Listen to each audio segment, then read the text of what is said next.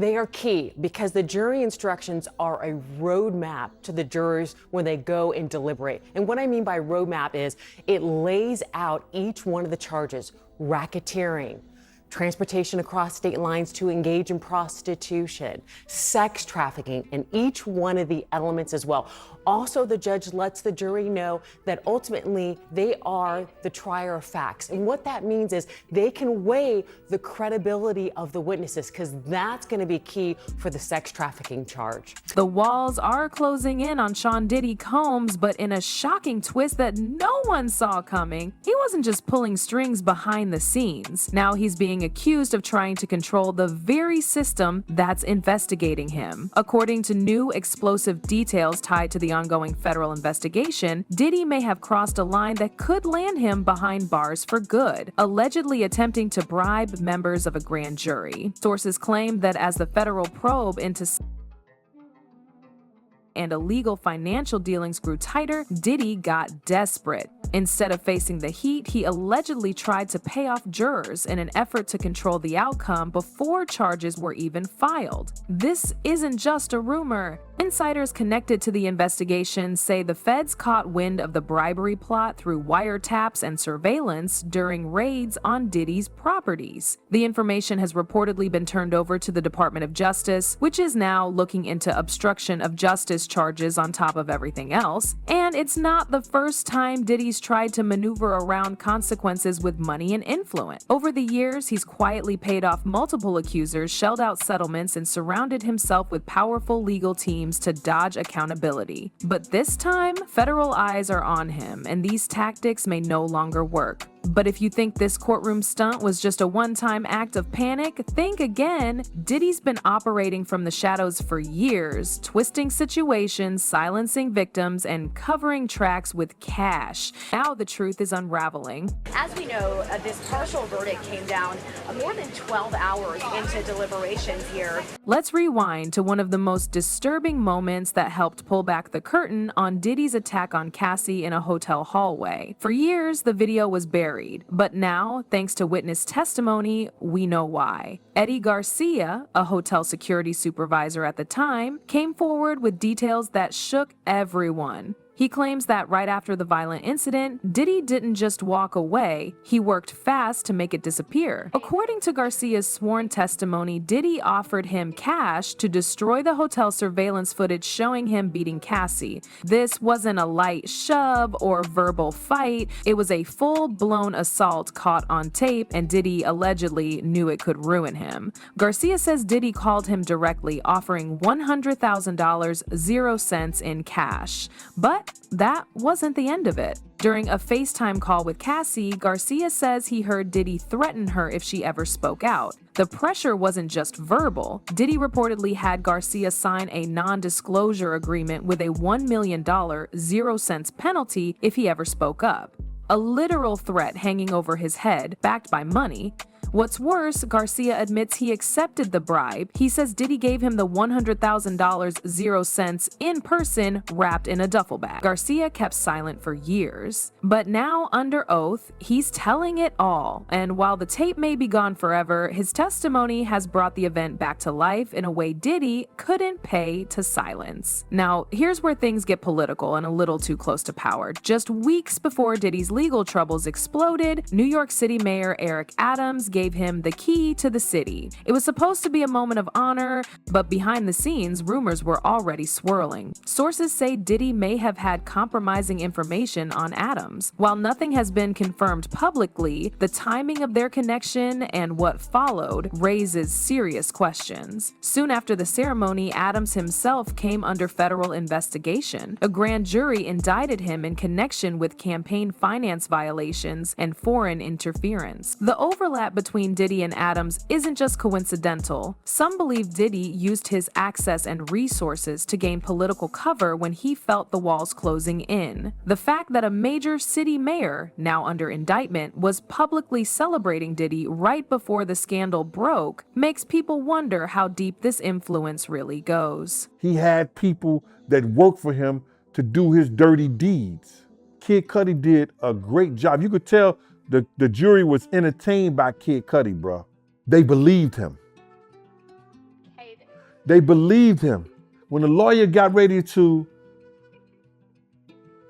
do the redirect to go at Kid Cudi, Puff told him no. And the jury saw that, bruh. The jury saw that. Puff's like, nah, don't ask him no more questions. Let's talk about Kid Cudi and the fire that nearly ended him. Back when Cudi and Cassie were quietly dating, Diddy found out and lost it, not just with threats, but with fire. Cudi testified under oath that shortly after Diddy learned about their relationship, someone firebombed his car right in his driveway. It exploded, and guess what? Cudi says he knew exactly who was behind it. But here's where things get messy. LAPD investigators initially found fingerprints on the scene. Those prints could have tied someone directly to the crime, but by the time prosecutors needed them, they were gone. Now, arson investigators say they suspect interference. Prosecutors believe Diddy may have used his network of connections and influence to tamper with the investigation, pressuring people or pulling strings to make sure those prints were never used as evidence. In most cases, destroyed evidence might be seen as mishandling, but when you stack it next to testimonies, bribes, NDAs, and political links, it starts to look like a pattern. One of the most disturbing testimonies in the case comes from a woman identified as Jane. Her words pulled back the curtain on the darkest corners of Diddy's private life, and what she described wasn't just abuse. It was systematic exploitation, drug-fueled control, and psychological warfare. Jane testified that Diddy regularly forced her into group parties, what she described as fun with strangers, while she was under the influence of substances he provided.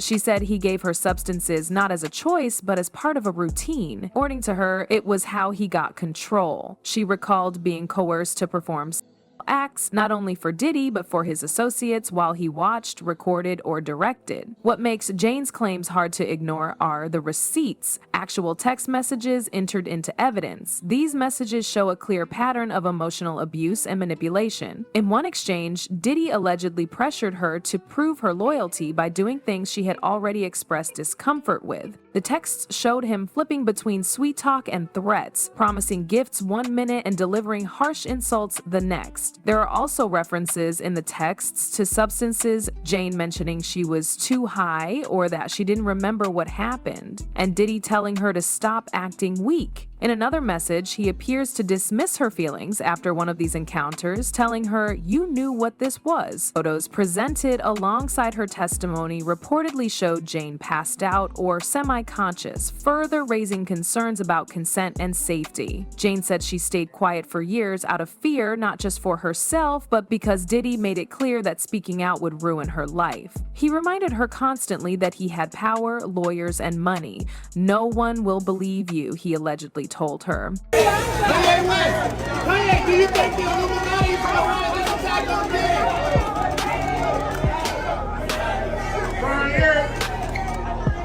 One of the most vocal defenders of Diddy is none other than Kanye West. Despite the evidence and shocking testimonies, Kanye chose to stand by Diddy publicly and privately. A leaked recording exposed a phone call where Kanye was heard telling Diddy, "I'll do anything to help you, bro." This wasn't just a casual show of support. Sources close to the situation say Kanye had been advising Diddy on media strategy and even connected him to legal consultants. He's not alone either.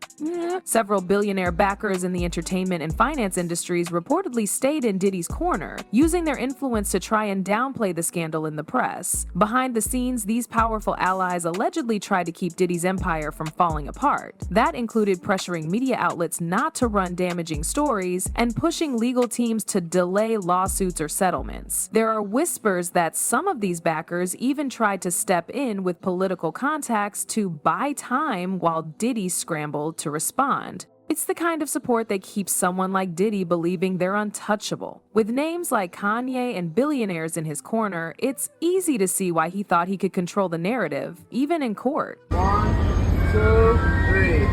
I'm not lying. Oh, they beautiful. Thank you guys. I appreciate it. It was really nice meeting you guys. In one of the most shocking developments yet, reports from the federal investigation suggest Diddy's camp tried to go beyond legal defense and straight into tampering territory. According to credible sources tied to the case, federal agents discovered evidence that individuals close to Diddy attempted to contact a juror assigned to the grand jury process. These weren't friendly check-ins. Investigators believe bribes were offered through intermediaries, likely in the form of cash or favors. The goal? To sway the juror's opinion before formal charges could be handed down. The attempt didn't go unnoticed. Prosecutors reportedly flagged the suspicious activity early, leading to a quiet probe into potential jury tampering. As word of the interference spread, Diddy's defense team quickly scrambled, begging the judge to allow a private hearing to suppress the story and keep it out of public records. But that move only raised more red flags. The judge, furious at what looked like a clear attempt to hide misconduct, reportedly refused to keep the matter sealed.